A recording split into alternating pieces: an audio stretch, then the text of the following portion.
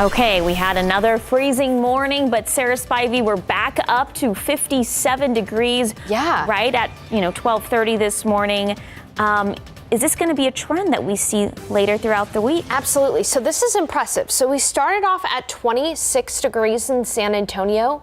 We're already at 56. That is a 30-degree jump just in a couple of hours here since sunrise. So a very dry air mass in place, allowing for temperatures to warm up quickly. Let's take a look at the satellite and the temperatures in San Antonio. Generally, we've got sunny skies and 56 degrees outside right now.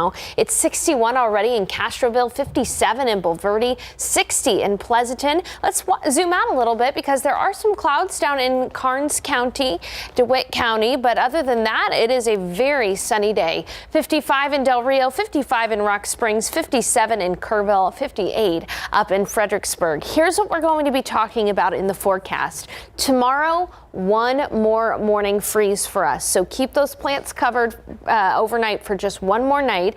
And then this week we'll be in the 70s by Thursday. We'll talk to you about some very slim rain chances and how we stack up according to the driest years on record. Finally, we'll talk about New Year's Eve weekend, this upcoming weekend. It's going to be really nice. You'll look forward to that forecast. I'll have these details for you in a bit. Next. Thank you, Sarah. Now to the latest at the U.S.-Mexico border. Several buses of migrants arriving on Christmas Eve right near the home of Vice President Kamala Harris in Washington, D.C. The White House is calling it the latest political stunt from Texas Governor Greg Abbott, though Abbott's office has not said whether his administration had sent those buses. ABC's Elizabeth Schulze has a story from Washington. In frigid temperatures on Christmas Eve, 3 buses of migrant families dropped outside the residence of Vice President Kamala Harris. Aid workers say more than 100 people, including children, were left outside, many unprepared, wearing T-shirts in the record-breaking cold. It's been so cold that people, I step outside and they say, please, let me in, even if they're standing room only. I don't even have to find a place on the floor to sleep as long as you just allow me to come in. The White House immediately blaming Texas Governor Greg Abbott, saying in a statement he abandoned children on the side of the road in below freezing temperatures on Christmas Eve. This was a cruel, dangerous, and shameful stunt. Abbott's office did not respond to a request for comment, but previously said Texas had bused more than 15,000 migrants since April to Washington, D.C., New York, Philadelphia, and Chicago. It's part of a growing political battle as Republican-led states protest the Biden administration's attempt to end a Trump-era policy known as Title 42, which allows migrants to be expelled without being able to claim asylum. We're waiting for Title 42 to be nullified, says this man from Honduras. The fate of that policy is now in the hands of the Supreme Court. As the court weighs a decision, the Department of Homeland Security is out with a statement saying migrants should not attempt to cross the border in the cold, warning of the risk of deportation. Now, it's not clear when the Supreme Court might issue its decision on Title 42. Elizabeth Schulze, ABC News, Washington. All right, now to big news out of West Point, the U.S. Military Academy. They're going to start removing Confederate monuments and images of Confederacy of their campus. So this all includes a portrait of Robert E. Lee in the school library that shows him wearing a Confederate uniform. The Military Academy announced these plans in a letter sent to the West Point community just last week. Defense Secretary Lloyd Austin approved the changes last October, and they're all part of the recommendations that were proposed by the congressionally mandated Naming Commission. Now, this commission's mission is to remove all names, symbols, and monuments that honor the Confederacy from U.S. military facilities. Well, police in Moore County, North Carolina, are trying to find the person who hung an anti-Semitic banner from a bridge. This happened on Sunday. The sheriff's office says it confiscated the sign as investigating authorities say this is the second anti-Semitic banner found hanging over a bridge in Moore County. In the past week, a similar incident occurred on December 18th. And the major winter storm that's blasted so much of the country over the last few days, it's causing travel-related headaches like we saw Camelia Juarez talk about here in San Antonio, but it's affecting cities across our country. More than 1,300 flights canceled through the morning, according to FlightAware. Now, this tracking service also says more than 600 more flights were also delayed. Among the major airports seeing the most cancellations and delays, Buffalo's International Airport and Denver's International Airport. They canceled our flight, and they said they can't help us. So we don't know what to do. Where are you trying to go? Florida. Okay. This is my third time trying to do this. On an optimistic note, the severe weather is expected to ease this week, and the travel headaches should ease with it as well. Well, about 14,000 people were left in the dark in Washington state on Christmas after police say burglars vandalized 3 power substations. Those substations belong to the Tacoma Public Utilities. Sheriff deputies say the first break-in happened early Sunday morning. Investigators found that the burglars broke through a fenced-in area but did not take anything from that substation. Instead, they damaged some equipment, triggering those outages. As of now, no one is in custody. All right, more than 10 million people across the United States, they remain under freeze alerts through the day. Among those cities that have been dealing with the colder than usual temperatures the past few days, Orlando, Montgomery, and Atlanta. Officials say these sub-freezing temperatures will likely cause crop and vegetation issues. There reportedly have been at least 39 related deaths, 17 of those just in the state of New York. Most people in Ukraine are spending the holidays in the cold and dark, but they're finding moments of holiday peace amid Russia's relentless war. Some soldiers sat down for a meal together to celebrate the holiday. And in Kyiv, Russia's infrastructure attacks didn't stop the lighting of the capital Christmas tree. Russia's military has since struck different parts of Ukraine over the weekend. Well, screening tests for lung cancer, they're always available. But here's the problem. A new study from the American Lung Association finds that only a small fraction of our population is actually getting those tests. ABC's Justin Finch explains. According to the CDC, lung cancer is the leading cause of cancer-related death in the U.S. A screening test exists and is crucial to early detection and saving lives, but not enough people are using it. The American Lung Association released a report revealing less than 6% of patients who qualify are being screened. When diagnosed early, 61% of patients will survive 5 years. But when diagnosed late, 5-year survival is as low as 7%. The report estimates that 14.2 million Americans meet the criteria for screening. You just have to be between 50 and 80 years old, and you have to have smoked the equivalent of a pack a day for 20 years. Even if you quit smoking less than 15 years ago, you still would qualify. The test is called a low-dose CT scan. It takes images of the lungs with the goal of finding small nodules or spots that could be cancerous. Increasing awareness of this recommendation and increasing access to the test itself can save lives. With this Medical Minute, I'm Justin Finch, ABC News. Still ahead, rapper Meek Mill is delivering Christmas miracles this year to 20 women. What he's doing for them that will give them a chance to spend the holidays with their families. And next, a look at the top 5 films now in theaters and which ones are worth your money.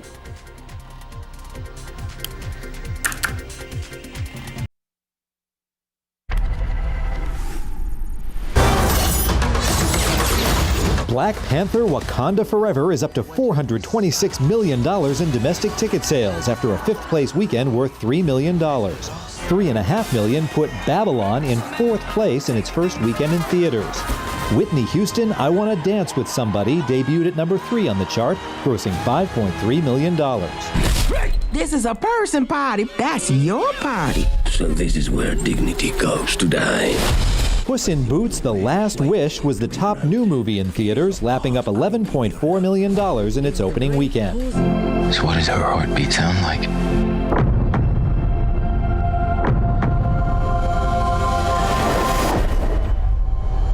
Mighty.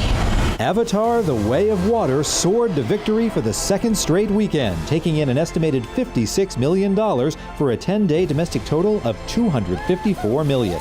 In Hollywood, I'm David Daniel. All right. In your headlines, 20 women who were incarcerated in Philadelphia will be able to spend the holidays at home, all thanks to a gift from rapper Meek Mill, who actually paid these women's bail. Each woman will also receive a gift card to purchase groceries or gifts for the holidays. The rapper made the donation for the Reform Alliance. It's a nonprofit that he actually launched back in 2019 with other sports and business leaders. All right, Max, how about a mega big lottery prize to round out your year? How about it? The Mega Millions jackpot has rolled over again after no one came up for a winner as a winner for the game's top prize in Friday night's drawing. It's now estimated $565 million that would go to the holder of a winning ticket. So that would represent the 6th largest prize in Mega Millions history. The next drawing is set for tomorrow, so get your tickets. Are you going to play? Of course. Did you already play? No. Okay. Well, today is the first day of Kwanzaa. Kwanzaa, a 7-day celebration of African American culture, and it's observed every year from December 26th to January 1st, the new year. Unlike many other winter holidays, Kwanzaa isn't tied to a single religion. It's meant to include people of all religions. So if you observe Christmas or Hanukkah, you can also celebrate Kwanzaa. It was actually created in 1966. It's shaped by traditions and values from all around the continent of Africa. Each of the 7 days of Kwanzaa, it's associated with one of the 7 specific principles: unity, self-determination, collective work and responsibility, cooperative economics, purpose, creativity, and faith. Sarah Spivey, I know a lot of people traveling on the roads today, or, people might just be sticking around for a couple of days here in San Antonio to enjoy their vacation time. Absolutely. Kids getting a good use out of maybe that bike they got for Christmas, right? Temperatures are going to be in the 60s this afternoon, the warmest we've been since Thursday. Winds will be from the west at about 5 to 10 miles per hour for the remainder of the day. And in the pollen count today, we've only got 2 allergens out there, molds and Mount Cedar. They're both low. Some good news, the aquifer up a little bit more than half a foot over the past 24 hours, but a lot of that is, I think, because of a lack of pumping over the Christmas holiday. And we need rain. We desperately need rain. Coming up, I've got a look at our rain chance later on this week. It's a slim one, but it's a chance. I'll have those details coming up in a bit.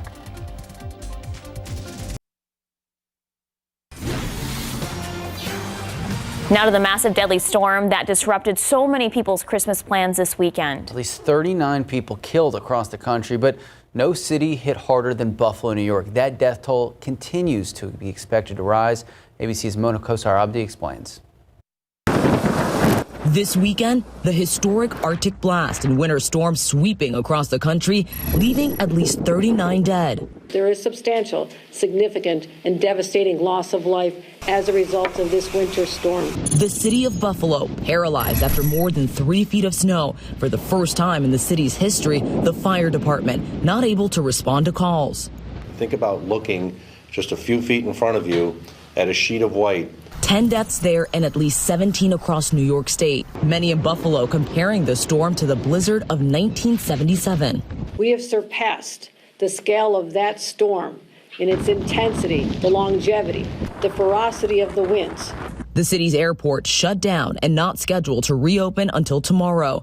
Roads blocked by vehicles stuck. Rescuers even having trouble navigating the conditions. Thousands still without power and heat. Rescue and recovery efforts still ongoing. Many missing Christmas, helping others dig out. Drivers facing treacherous conditions across the country. This couple trapped on Interstate 71 in central Kentucky, spending Christmas in their car. It's almost 12 hours. Relying on the kindness of strangers for food. We each got a water from the semi-truck driver and just the sandwich and a granola bar from him. Yeah. Other than that. Thank God for him. In Holland, Michigan, roads are littered with abandoned cars. In Illinois, several people were injured in this 8-vehicle crash. This guy's literally so close to jackknife. Look. And a 50-vehicle pileup, killing 4 in Ohio. Over the weekend, 10 deaths reported. This is a stark reminder of what can happen when you get behind the wheel and try to drive in bad weather conditions.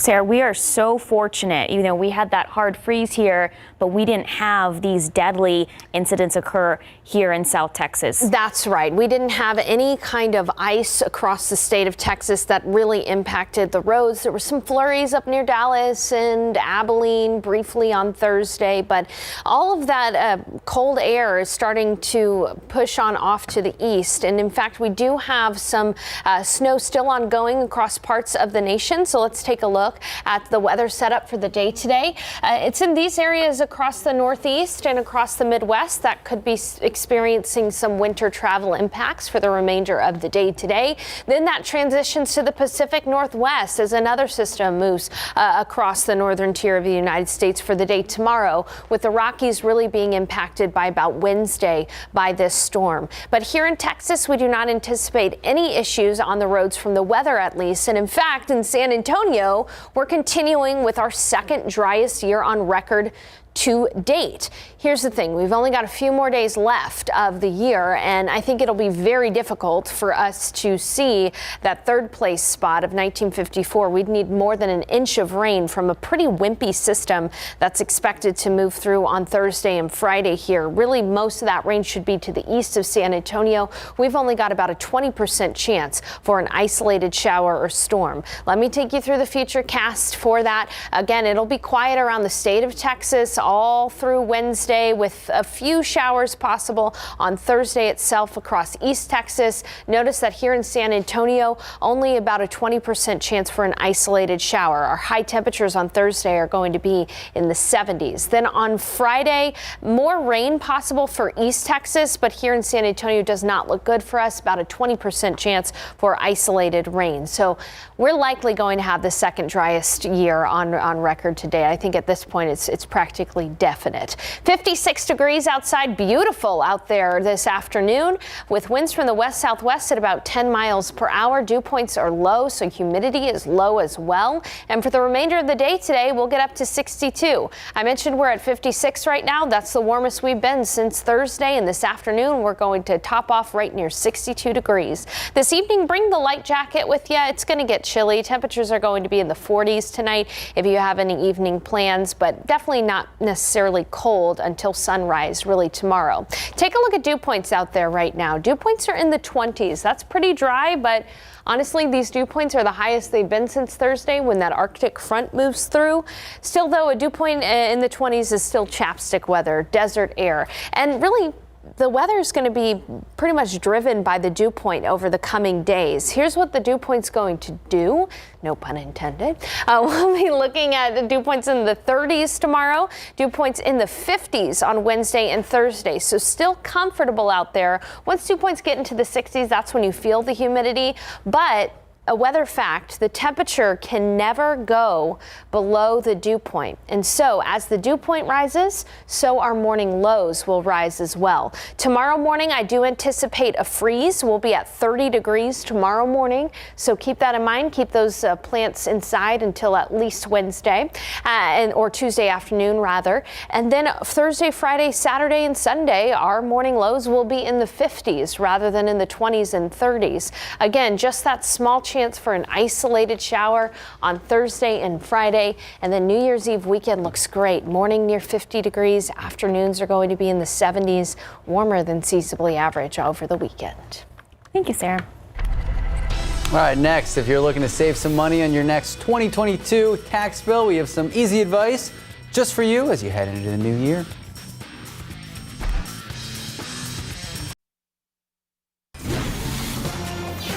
Well, as 2022 draws to a close, it's a good time to take a look at some last-minute ways to reduce what you'll owe Uncle Sam come April. Here's Jay O'Brien with some easy end-of-year tax-saving tips.